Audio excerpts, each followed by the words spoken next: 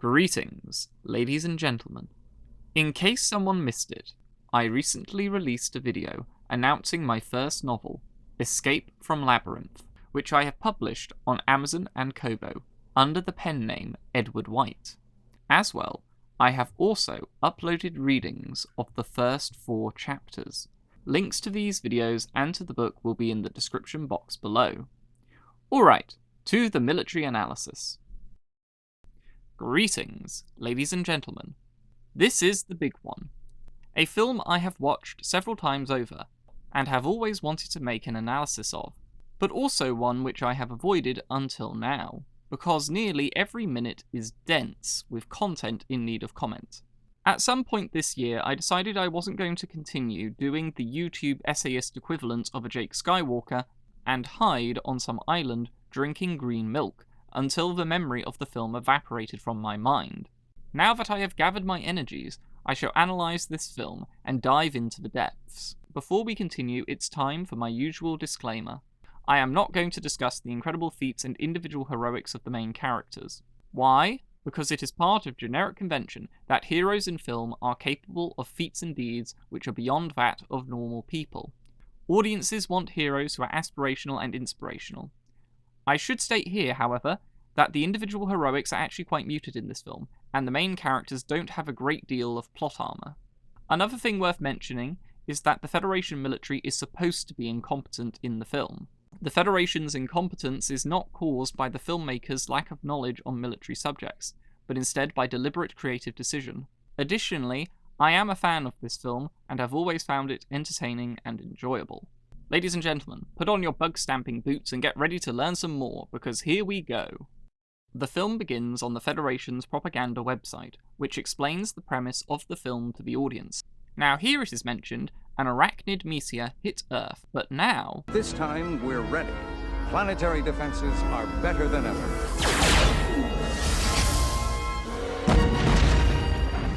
This suggests that existing planetary defenses around the moon have been upgraded due to recent events. Keep this in mind because this will become relevant later. Our quest to know more ends dramatically when the live broadcast of the Klendafu invasion cuts out. A linguistic question. Why is the planet called Klendafu? It can't be the arachnid's name for the planet because they don't have a language of vowels and consonants, or at least not vowels or consonants as we'd understand them. As well, the bugs don't have vocal cords or tongues, so they don't produce sounds which could be easily anglicised. So the name must have been created by the humans. But what does it mean, and why wouldn't they use a Latin, Greek, or English name for the planet and its system? Moving on from the linguistics questions, the broadcast is disrupted, and we go back in time to learn more about the main characters of the film. Johnny Rico, Carmen Barnes, Isabel Flores, and Carl Jenkins, who will be referred to respectively as Richie, Airman, Redhead, and Leroy Jenkins. Leroy Jenkins barely exists in this film, to be honest. They are in a history class taught by a former military man, who I shall call Teacher Might Makes Right. The audience later learns that to earn citizenship in the Federation, which provides benefits such as the right to vote, lower tuition fees at university, and easier access to breeding licenses, civilians have to enroll for federal service, and that more often than not means joining one of the branches of the military. Richie comes from a well-to-do civilian family who don't want him to join the military, but when his girlfriend Airman joins the Airmen to serve as a pilot on a military space vessel, he decides he should join the mobile infantry.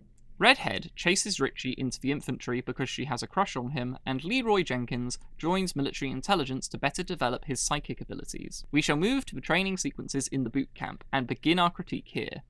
Sergeant is perhaps the worst military instructor and trainer in film. He has the tendency to break his recruits. And no, I don't mean break them down so he can build them up again. I mean break.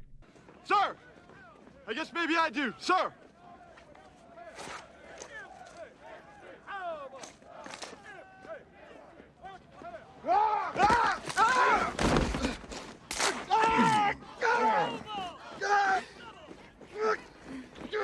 You all right, son? Sir, yes, sir! It's my arm.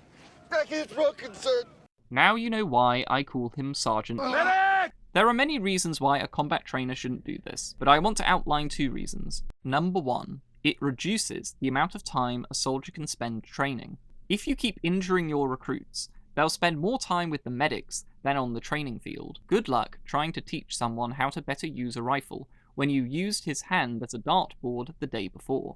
Number 2, it will reduce the trust and respect any given soldier has in and for you.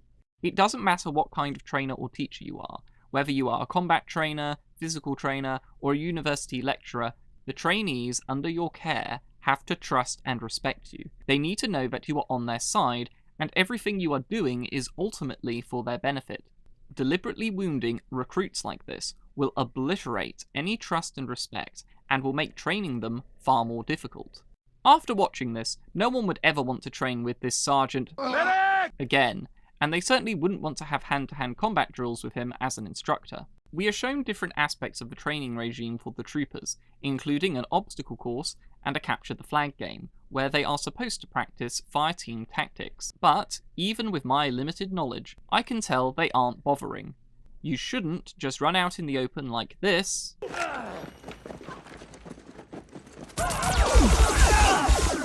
this, or this.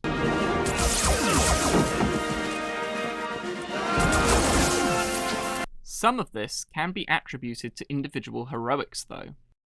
There is also a training exercise with live rounds against practice dummies, which goes wrong. Must be because I'm big and dumb.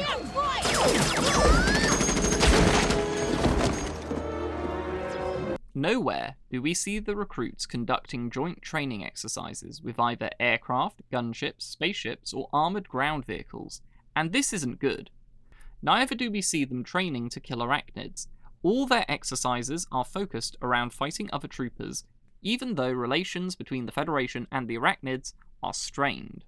And since I mentioned a training exercise with live rounds, I should discuss the weapons in the film. So throughout the story, we only see the infantry using these weapons: nukes, for obliterating underground arachnid nests, grenades, sniper rifles, and the previously seen rifle-shotgun hybrids. We don't see any grenade launchers, any mortar teams, flamethrower teams, anti-material rifle teams, or any heavy machine gun teams, which is bad enough, as these would flesh out any military unit charged with killing either human or arachnid enemies. But what's worse is that the standard infantry weapon is ineffective. It's a rifle-shotgun hybrid, although the shotgun function is only used occasionally in the film, and the weapon isn't all that effective against the arachnids. If you watch the action scenes, it's easy to see how many bullets are needed to take down a single arachnid. Against massive swarms of these creatures, you would run out of ammunition very quickly and be out of combat as a result. The troopers aren't even provided with bayonets in case they run out of bullets. Even Imperial Guardsmen in Warhammer 40,000 have bayonets. So the big question, why aren't the troopers equipped with rifles, capable of killing arachnids with just a few rounds? Or some other firearm which would be better at the job? Why are the troopers being trained to fight with weapons which can't cut the mustard? An ancillary question here concerns the armour of the troopers. Their body armour and helmets would definitely protect against bullets, flying fragments and debris, but the film shows us that they offer little to no protection against the arachnids. So what is the point of the armour? Why bother wearing it? Realistically, it isn't going to offer any protection against the arachnids, and it would only slow a soldier down and tire him out because armour isn't light. The combat armour could be discarded along with the surplus weight and replaced with more weapons, more equipment, or more ammunition, which would actually help the soldier to be more combat effective. Why don't they design and produce more effective armour? Since it is the far future, why don't they create armour such as this? In summary, the training, the equipment, and the drill sergeant are all lacking, and the officials responsible for designing the training regime are criminally incompetent. Now, I will address the elephant in the room, and I have not shied away from my opinions on this subject, but I have certainly grown tired of expressing them. The Federation allows both male and female soldiers in combat roles. Simply put, this is daft, foolish, and borderline evil. I could go on and list study after study about male and female biological differences, how allowing women into the military has lowered standards all round, for both men and women, how the US Marines conducted a study which found integrated combat units were worse, etc., etc., and I have collected links, articles, data, and papers for such an argument, and I did plan on making a video which would argue against employing women in combat roles, but I'm not going into this for 2 reasons. Reason number 1. Most of my subscribers agree either entirely or in part with my position, so it would be preaching to the choir. And reason number 2, the horse has already bolted.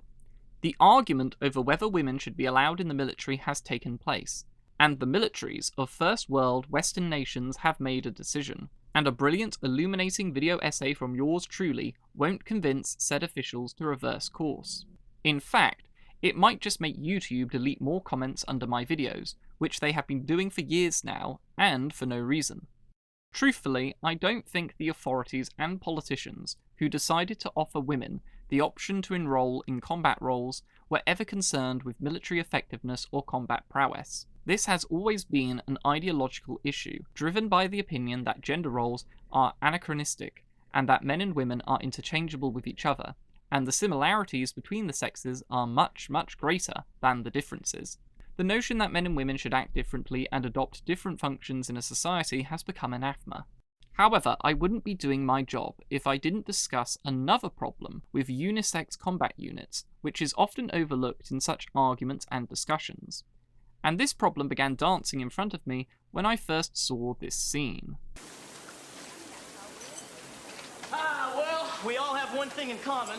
Oh yes, Paul Verhoeven's fetish for unisex showers and changing rooms is on full display even in this brutal military film, and there is half-frontal nudity in this scene. A bit of fun trivia here. The actresses Paul Verhoeven and the cinematographer were all naked for the filming of this scene, as the director and cinematographer wanted everyone to feel more comfortable. So, ladies and gentlemen, do you think anything could go wrong here? Could throwing together a bunch of young, physically fit, randy, fresh out of secondary/high school teenagers into a shared work environment where the job involves higher than average stress levels and where they all share quarters and even showers result in anything negative? Could this possibly facilitate the development of romantic and sexual relationships, which might undermine the discipline and professionalism of the unit, and potentially create unnecessary drama between its members? The filmmakers say no, but I say yes. Military units, which stand a real chance of engaging in actual combat, ideally need good training, discipline, a strong sense of brotherhood, and minimal distraction. Adding romance and sex into a combat unit can complicate things. Even in civilian environments, you'll find people advising you not to date a work colleague, because it can complicate matters. Coming back to this film, the worst case scenario would be that the men and women start competing against each other for sexual partners. And there would be competition and drama, because, obviously, some men and women in this unit would be more desirable than others. This setup for disaster could easily be fixed by creating separate units and dividing them by sex. As a matter of fact, Richie and Redhead do end up in a relationship, and Airman effectively dumps Richie for a sleazy airman called Xander. The only unrealistic part about all of this is that such relationships are tolerated by superior officers, and that only these 4 form relationships. Virtually all the men and women in the Federation military would develop sexual and romantic relationships if they lived in such a laissez-faire environment with shared quarters and showers. And who could blame them? As a side note, the least professional of the military branches is definitely the Navy, as can be seen by the way airmen and sleazy Xander act towards each other and just in general. But it is now time to move on to the inciting incident that causes the war. Throughout the narrative, there is the sense of an uneasy peace between the Federation and the Arachnids, and it is finally shattered when an asteroid collides with Earth, completely destroying the city of Buenos Aires and the home of our main characters. We learn more from the Federal News Network, which says that the asteroid was propelled to Earth by arachnid plasma from Klendafu, and that this was a deliberate attack by the Arachnids. This is where I enter into conspiracy theory mode. Remember how I said at the start of the film that a moon base was shown with cannons that could take down asteroids? Well, earlier in the film, before the attack, we see the moon base again, and that it has these cannons. We also see that starships are docked at this base in the same scene. So the question is, why wasn't this asteroid destroyed before it could reach Earth? Incompetence or surprise could be explanations, but I think that the asteroid was allowed to collide with Buenos Aires and kill millions of people so that the Federation would have a cause for war. In fact, I'll go further. The arachnids might not have been the reason that the asteroid was heading towards Earth. It's possible that this was just a random meteorite, and that the Federation's propaganda machine lied about its origins. Of course, I have no proof, and the film doesn't do much to suggest this, but it is my pet theory.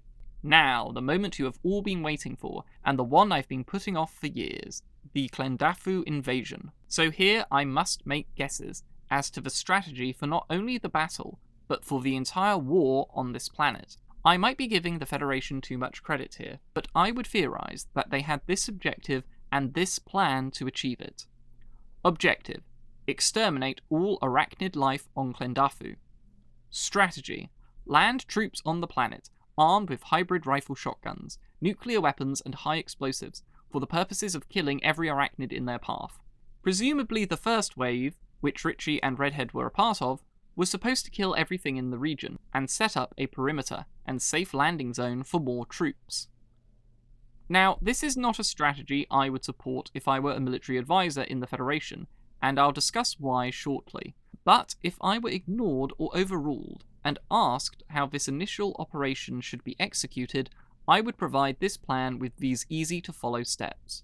Step 1. Carry out precision airstrikes and orbital bombardments of landing zones to clear them of arachnids. Step 2. Drop mobile infantry and armoured vehicles into these zones, and provide them with air support to kill the remaining arachnids within a defined region, and set up a defensive perimeter. Step 3. With the landing zones now secured, drop more forces into these areas. Drop in some combat engineers as well to set up more extensive defences and fortifications, and start constructing supply bases. After following these 3 steps, a decision must be made on how to exterminate the arachnids from the planet. There are 2 strategies which could be adopted. The first would be a defensive attrition or meat grinder strategy. This would involve taking key locations on the planet and fortifying them extensively, and then provoking the arachnids into attacking these strongholds and killing them en masse. The goal would be to reduce the arachnid population to such low levels that the arachnids would eventually lose the ability to contest Federation army movements. In other words, bleed them dry so that the Federation armies can move freely across the planet and clean house. The second would be an offensive or conquest strategy. This would involve fortifying key locations on the planet, and then using these as bases for offensive operations. There would be offensives, and the aim would be to increase the amount of territory controlled by the Federation. This would involve taking ground, fortifying it, and then moving on to capture even more miles of land. I would personally support the first of these strategies, and suggest adjustments as appropriate, because I think it would be less risky, less expensive, and might even be quicker. But honestly, I would advocate for an entirely different strategy, which wouldn't involve landing any troops at all, but I'll discuss that in a minute. Now again, I assume that the Federation had something akin to my 3-step plan in mind, and intended on adopting one of the 2 strategies I just suggested. So with that said, we can discuss the awful execution of the invasion. For starters, there are no precision strikes by air or spacecraft on the planet. None. The starships simply fly above the planet's atmosphere, and start sending dropships to the landing zones. What is especially idiotic about this is that there are arachnids on the planet who are shooting balls of plasma into the atmosphere, which have the power to take down entire ships. But these arachnids aren't targeted for airstrikes or orbital bombardment, even though they pose a real danger. The reason they aren't targeted in the film is because intelligence told everyone, it'll be random in life. A few minutes later.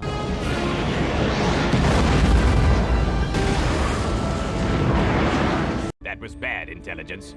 Very bad intelligence. and the plasma-spitting arachnids were targeting the starships. The fact intelligence thought the arachnids weren't capable of deliberately targeting their ships is inexcusable, considering that the Federation knew and even said that the Arachnids had flung an asteroid towards Earth with their plasma in a deliberate attack.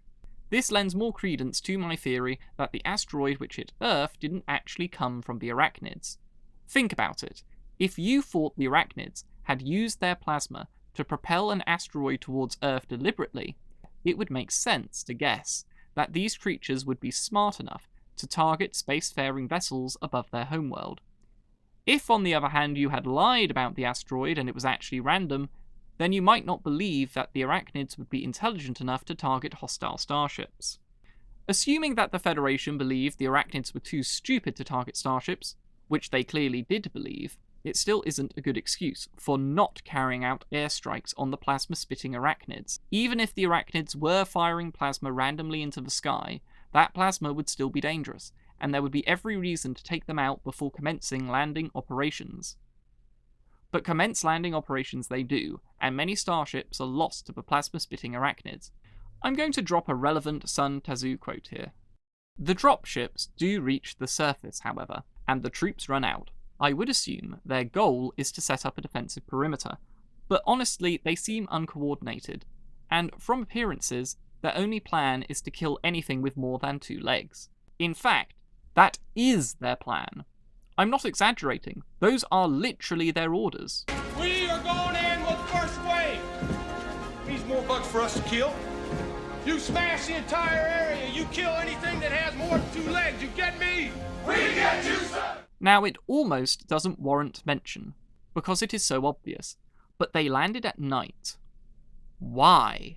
They don't have night vision technology, or even flashlights to aid them. How are they supposed to operate at maximum effectiveness if their vision is less than optimal? Why didn't they carry out the landings in the daytime, when they'd have better vision? And before anyone says, "But your Imperial Majesty, maybe there is no sun in the Klendathu system," this is what the aftermath looks like.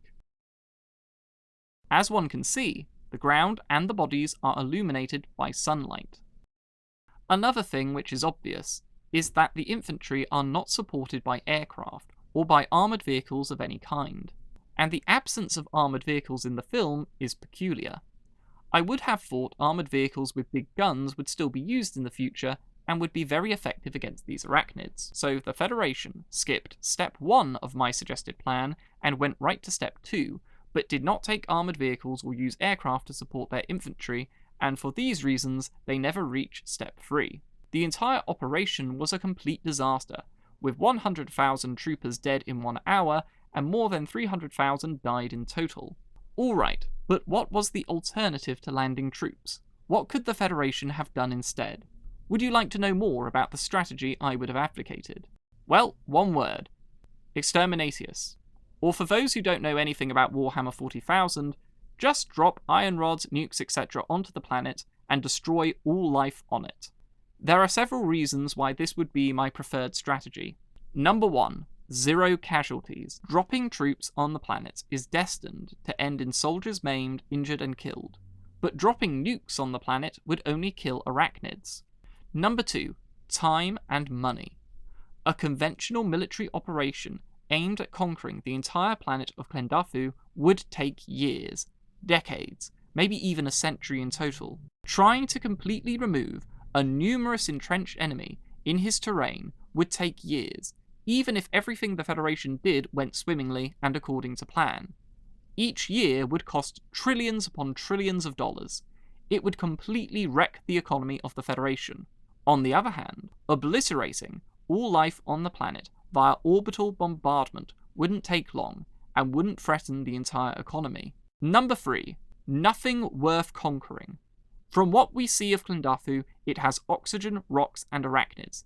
That's it. There is nothing of value on the planet. Nothing of strategic value. You could bombard the world without losing anything. There is simply nothing worth conquering or taking on that planet. I rest my case. Because the invasion of Klendathu was a total failure, the Supreme Commander of the Federation military, the Sky Marshal, resigns, and a new Sky Marshal takes his place. Now, rather than nuking Klendathu, the new Sky Marshal forms a completely new grand strategy, where the Arachnid systems and planets surrounding Klendathu are conquered. Richie, Redhead, and another survivor of the Klendathu invasion are reassigned to a company called the Roughnecks, which is led by their old teacher, Might Makes Right, and they are sent off to help conquer another planet called P. Now P, where the rest of the film is set, does seem more hospitable, and I can understand why the Federation would want to conquer it, rather than nuke it from orbit, but I still can't understand why they don't just destroy Klendafu. To the Federation's credit, the landing here is carried out far more competently. Although they still don't use armoured ground vehicles or flying gunships, airstrikes are called in on the planet first, and then the infantry are sent in to clean up the survivors and shoot some nukes down some arachnid nests. There isn't anything I feel the need to criticise, although I find it strange that this is the first time we see grenades used in the film. Is there a reason they weren't used on Klendafu? Now, I said the landing is carried out competently, and it is, but looking at the numbers, it's quite clear that this isn't a full-scale invasion of Planet P. Indeed, it appears that only the Roughneck Company was dropped here, so maybe they are supposed to be a reconnaissance force. Maybe they are an advance force who are responsible for clearing the area for the main force. I have no idea what they are supposed to be doing, other than killing arachnids. They don't appear to have any clear objectives. This may sound like a nitpick, but this is important. In war, military units need clear objectives, and clear means to obtain them, and they need to know how their objectives contribute towards the bigger plan or strategy. If you drop a military unit in a combat zone, but give them no clear objectives or plan to follow, they'll normally not do anything other than defend the territory they have already taken. In other words, they'll dawdle. What is the plan? We later discover that there is an outpost on P which is commanded by a general, but we are never told or shown why the outpost exists. I would guess it was there to gather intelligence on the arachnids, but whatever intelligence it gathered was certainly not shared with the Roughnecks before they were dropped onto the planet. A big question here is why the Roughnecks weren't transported to the outpost. Why were they dropped here in the middle of nowhere? Moving on, there is an issue I need to address. But first, I must make an assumption as to what the strategy is for taking this planet. I don't have much to go off, because I don't know what the Roughnecks are supposed to be doing, but I'll have to make do. Since the grand strategy is to take the planets around Klendafu, I assume the Sky Marshal wants the surrounding planets conquered in an aggressive style, similar to the second strategy I proposed for taking Klendafu. Now, I would prefer the first strategy I outlined, which is a defensive strategy, but I don't get the sense that this is what the Sky Marshal wants, so let's just consider how to execute a conquest properly. The first thing necessary for success would be bases, easily defendable and fortifiable bases. These would act as supply bases, landing zones, repair facilities, barracks, and hospitals for the wounded, and would serve many other functions as well. Army maneuvers would be planned and started from these locations, and the army groups who advance and seize enemy territory would be resupplied with weapons, ammunition, food and water from these fortified camps. Here's the issue. We don't see the Federation setting up any fortifications or supply bases, and we know that they don't use land vehicles to transport men, supplies or equipment. So the question is, how does the Federation intend to sustain any of their operations on Planet P? How do they intend to deliver ammunition and food to their soldiers? How do they plan to retrieve the wounded? How do they plan to reinforce already taken ground without fast transport? Do they intend to do any basic logistics? The answer would appear to be who cares and whatever to all these questions, and we can only imagine how many companies and soldiers, cut off and out of reach, deep in enemy territory, would be lost due to starvation or running out of ammunition, especially on a planet like this, where the heat and terrain look tough and there isn't much water. This entire operation could be foiled by failing to take into account logistics. That night, the Roughnecks set up a camp on P. They are in hostile territory, but there don't appear to be any defences or soldiers on watch to guard the camp. Then, Teacher Might Makes Right brings out beer and instruments and orders everyone to have fun. I hope I don't need to explain why all of these in combination equal a terrible idea. The next day they receive a distress call from a nearby outpost and begin to march through a canyon to that location. Nothing much happens on the journey, but Teacher Might Makes Right uses a sniper rifle to put a fellow soldier out of his misery. Now here's a question which builds upon a common theme in this essay. Why are they not using either land or air vehicles to reach the outpost? Are you telling me, this far into the future, mankind has not invented an armoured vehicle which can navigate and move through terrain like this. Are you telling me that the Federation, with its air and space dominance of the planet, cannot spare the dropships to transport these troopers to an outpost which is emitting a distress signal? Do Federation commanders not understand the need for swift responses and speed when adapting to ever-evolving military situations? When the troopers reach the outpost, they find everyone dead except for the general who was stationed there, and he tells them that the Arachnids forced one of his men to send the distress signal in order to lay a trap. Sure enough, the valley is then swarmed by the alien spiders. The Roughnecks fight their hardest, but they are simply overwhelmed by the number of Arachnids and need to be evacuated by dropship. There isn't much to talk about here, although I don't think this was a sensible order. Lieutenant! Boat coming down, sir! Fall back into the compound! Fall back! I think it would have been better if they had stayed on the walls for as long as possible. Also, the Arachnids originally entered the outpost via a tunnel, but assault the walls to spring their trap instead of using the tunnel they made. The film makes a point about how the Arachnids are not stupid, and how the Battle of Klendathu was a catastrophe because the Federation underestimated them, but the Arachnids don't seem intelligent enough to properly spring a trap they set up. Anyway, the Roughnecks are evacuated, but might makes right and Redhead die, and as they are holding a funeral service on a starship for the latter soldier, Leroy Jenkins re-enters the film and tells Richie and Airman that there is a brain arachnid which controls all the other arachnids on P and that they are going to capture it. Leroy also mentions how the arachnids have more bugs than the Federation has soldiers, and that they need to win soon or they'll lose in a war of attrition. This is why it is important that they capture the brain bug. However, if a war of attrition is something the Federation wants to avoid, why not just obliterate all the arachnid planets from orbit? Again, why no exterminatius?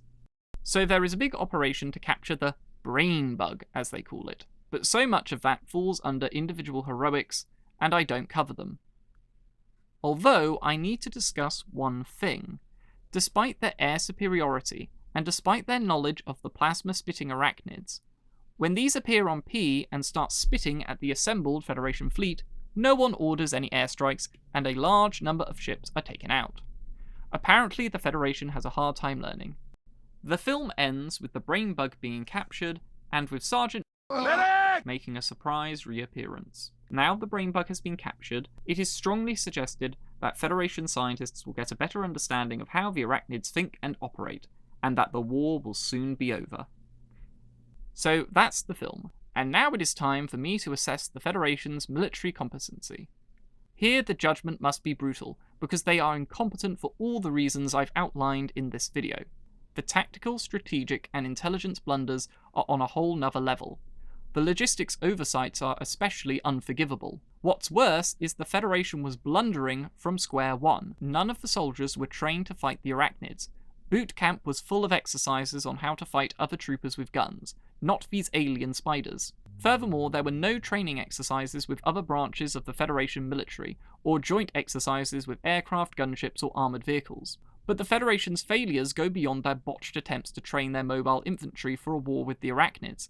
This next set of failures I shall outline goes to the very top of the Federation's military, and rests with senior staff, military analysts, theorists, and think tanks. Basically, the departments and military branches of the Federation, who were responsible for deciding on military doctrine, preparation for future conflicts, and for ordering, designing, and specifying new war technologies for their troops, failed. In a world with their technological progress, how could someone fail to recognize the utility, the effectiveness, the war-fighting potential of gunships and armoured ground vehicles? How did no one, in the chain of command, not see any issues with the mobile infantry having to walk to every objective instead of using motorized transport? Why, in the higher echelons, didn't someone realize how useful a tank might be against the arachnids or other foes? How come no engineer suggested a concept for a gunship which would provide fire support for the mobile infantry? And why did no one realize that the weapons of the mobile infantry weren't up to snuff? Why did no one design more powerful rifles? And since the film is set so far in the future, why aren't there drones and robots? Although, to be fair, this question is easily answered. If the Federation replaced soldiers with robots, they wouldn't be able to offer so many people the ability to earn their citizenship, because there'd be fewer state service jobs available. In the film world of Starship Troopers, all the previously mentioned vehicles and technologies would be marvellously effective against the Arachnids, as well as other enemies. But no one of high rank in the Federation had the imagination or the intelligence to recognize the usefulness of such technologies. The cost of these mistakes? The lives of hundreds of thousands of troopers, and the wartime effectiveness of the Federation military. To put a fine point on it, even the Imperial Guard armies from the Warhammer 40,000 universe recognize that their infantry divisions need tanks, artillery, and air support to accomplish objectives. The incompetence of the Federation military can be found at all ranks and all levels. In fact, incompetence is baked into its DNA. If the Federation were at war with any other sci-fi military faction, they would hard lose. If you enjoyed this video, please feel free to like, share, and subscribe. Thank you all for watching. I hope you all have an excellent day.